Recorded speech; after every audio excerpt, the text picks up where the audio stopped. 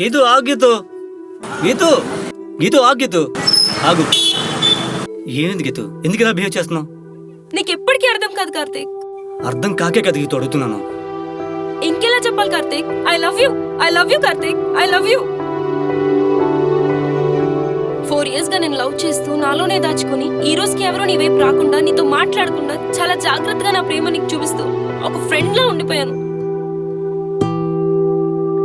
Campus లో అందరూ మన లవ్వర్స్ అనుకుంటున్నారంటే దానికి కారణం నేనే.